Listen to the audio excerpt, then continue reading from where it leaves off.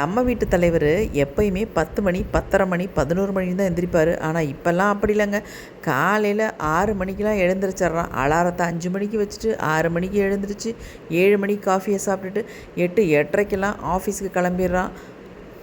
Morning கோர்ட்டுக்கு போயிடுறான், afternoon office போயிடுறான். இந்த மாதிரி அவனுக்கு போயிட்டுருக்கு. அப்புறம் அவனை அனுப்பி வச்சுட்டு வீட்டுக்குள்ளே வந்து நிஷாந்துக்கு வந்து டிஃபன் பண்ணேன். காலையில் அவன் டயட்டில் இருக்கிறதுனால, அது இல்லாமல் ஜிம்முக்கு போகிறதுனால கொஞ்சம் செலக்டிவாக ஃபுட்டெல்லாம் எடுத்துக்கிட்டு இருக்கான்.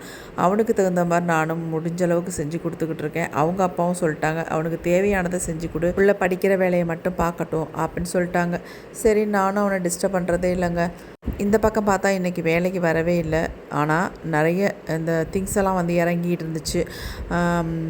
சிமெண்ட்டு, அப்புறமேட்டு இந்த காங்க்ரீட் போடுறதுக்கான திங்ஸ் எல்லாம் இறங்கிட்டு இருந்துச்சு. அடுத்த நாள் தான் வேலைக்கு வரேன்னு சொல்லியிருந்தாங்க. அதுக்கிடையில் பார்த்தா நம்ம வீட்டில் ஒரு புது வரவு என்னென்னா, இந்த தென்னங்கன்று சூப்பராக வளர்ந்துருந்துச்சு. அதை எப்படியாவது உடச்சி சாப்பிட்டாகணும் அப்படின்ட்டு அப்போ ஒரே குறிக்கோளாக இருந்தார். அப்புறம் கோர்ட்டுக்கு போயிட்டு வந்துட்டு உடனே டேடி இதை உடச்சி கொடுங்க அப்படின்னு சொல்லவும் அவங்க டேடி இதை உடச்சி கொடுத்தாங்க. உள்ளே பார்த்தா சூப்பராக ஒரு பருப்பு இருந்துச்சு. எல்லோரும் இதை அவ்வளோ காசு கொடுத்து வாங்கி சாப்பிட்றாங்களே, அப்படி என்ன தான் டேஸ்ட்டாக இருக்கும், நம்மளும் சாப்பிட்டு பார்க்கலாம் அப்படின்ட்டு நாங்களும் சாப்பிட்டு பார்த்தோம். அந்தளவுக்கு பெரிய டேஸ்ட்லாம் இல்லைங்க, ஆனால் உடம்புக்கு நல்லது அப்படின்னு சொன்னாங்க. அதை முடிச்சுட்டு வீட்டுக்குள்ளே வந்தால் அவ்வளோ ஜாமான் கிடக்கு. பாத்திரம் விளக்கணும், அரிசி வேறு ஆட்டணும். அப்படி அரிசியை கிரைண்டரில் போட்டேன். ஆதி எல்லாமே கீழே சிந்து போச்சு. என்னடா நமக்கு தான் இந்த மாதிரி வேலையெல்லாம் நடந்துக்கிட்டு இருக்கு அப்படின்ட்டு வெளியில் பார்த்தா மழை வர மாதிரி இருந்துச்சு. அதோட அவங்க அப்பாவும் பெரிய பையனும் சேர்ந்து கார் டிரைவ் பண்ணலான்னு கிளம்பிட்டாங்க.